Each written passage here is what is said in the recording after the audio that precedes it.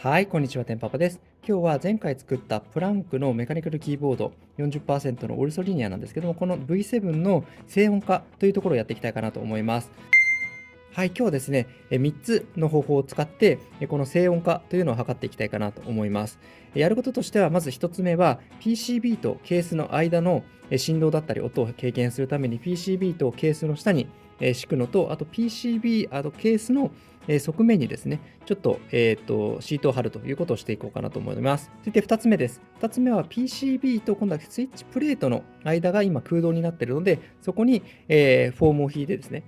空洞を閉じ込めていくという形をしていくというのが2つ目になります。そして3つ目です。スタビライザーのこのスペースバーのところがカチャカチャカチャカチャ音がするので、ここの静音化っていうのも測っていきたいと思うので、主に3つやっていって音が変化するかどうかというのを見ていきたいかなと思います。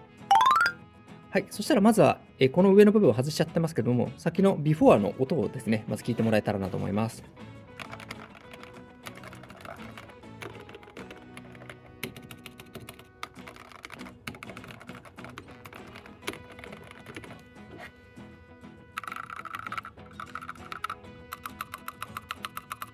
はい、でせっかくなので、前回以前の動画で撮ったすべてが揃っているバージョンの音もぜひ聞いてください。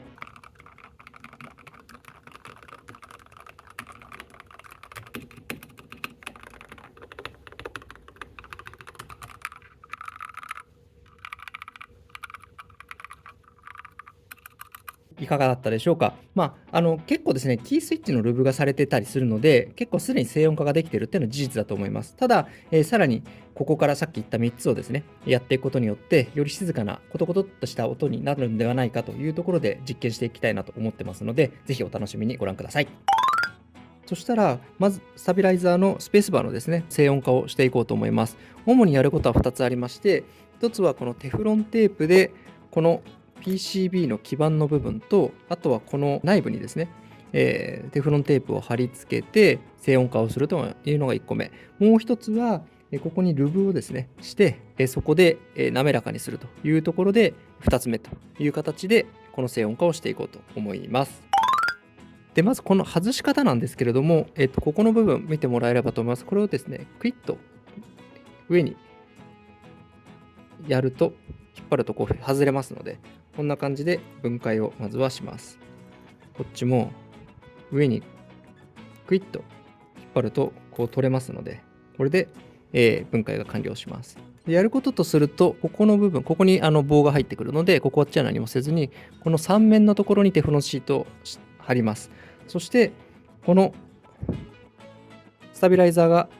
設置するこの PCB のところにもテフロンテープを貼っておくことによって、音の摩擦だったりっていうところをなくします。なので、それをまずはやっていきます。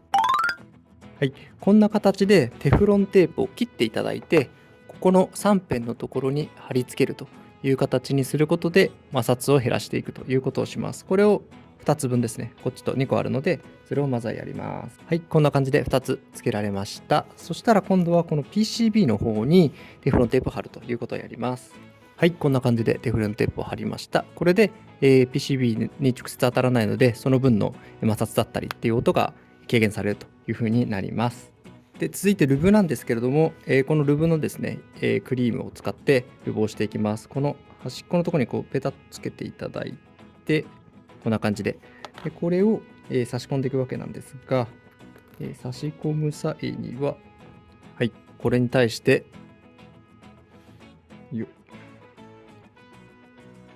入れてカシャンという風に入れれば OK です。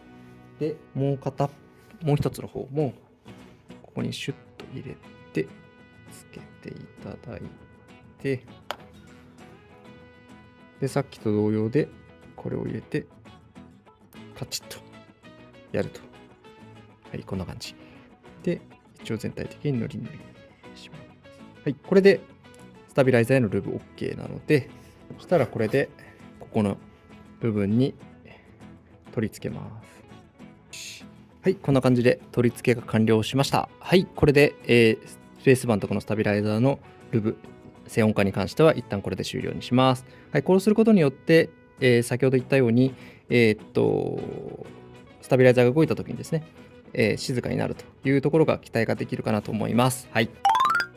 はい、そしたら今度はケースの静音化の方をやっていきたいと思います。今回使うのは、こちらの、CR スポンジを下に敷くのと、こちらのですね、これになるんですけども、シリコンゴムテープをこの側面に貼ってみます。でこれちょっと実験的なのでどうなるかわかんないですけども、金属の側面よりも貼った方が静かなんじゃないかなと思って今回やってみるというところです。そして最後にこちらのマスキングテープです。工業用のものをこの、PCB の裏に貼っていくという形にしたいなと思います。はい。で、あらかじめもう切ってあるものを貼っていくような形になってまして、こちらの方にももう穴が開いているような形なので、これを敷いていくという形です。もちろん自分で穴を開けました。はい。そしたら、まずはこのゴムの方ですね。貼ります。で、続いて、これを敷きます。はい、で、敷いたら今度はこの裏にマスキングテープを貼っていきます。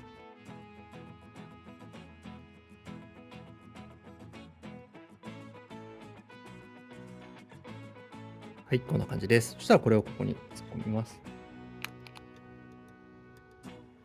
はい、そしたらこれで完了したので、あとはネジを留めていくという形にしたいと思います。はい、そしたらネジ止めが終わって、今この状態です。で、そしたら3つ目の静音化モディファイのところですね、やっていくんですけれども、KDB ファンズモジュールフォームというこちらのフォームをこの上に貼っていくような形で、スイッチプレートと PCB の間の隙間を埋めていくという形をやっていこうかなと思います。で、今回貼っていくにあたっては、こういうピンセットみたいなものを使ってですね、貼っていくのをお勧めします。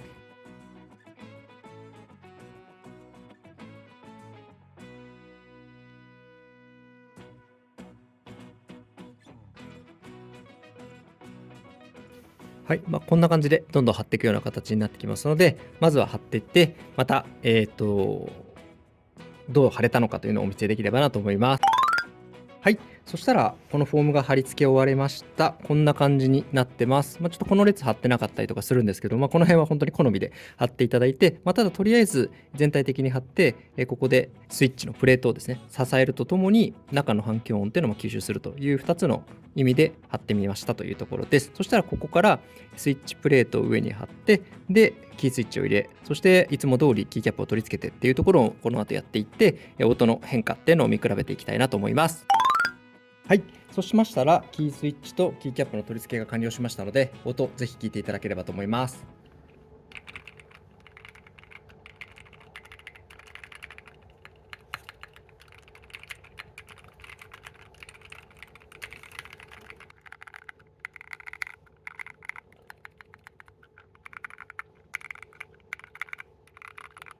はい、いかがだったでしょうか。やっぱりスペースバーのところはかなり、カチャカチャっと音が消えてるのはわかるかなと思うんですけれども、他の部分に関しては意外に、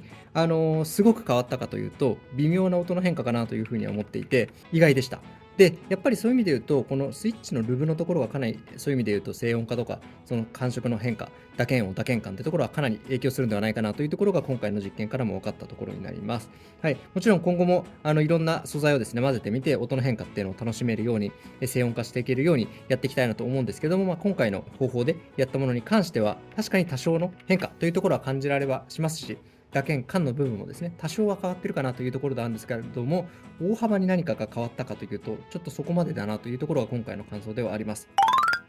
はい。そうしましたら今回の動画いかがだったでしょうか。もし面白いな、良かったなと思ったらぜひいいねボタン、グッドボタンとチャンネル登録の方ぜひよろしくお願いします。今後もですね、こんな形で、オルソリニアキーボードだったり、カスタマイズの部分をですね、どんどん動画で発信していけたらなというふうに思いますので、ぜひ、これからも、チャンネル、動画の方お楽しみいただければなと思います。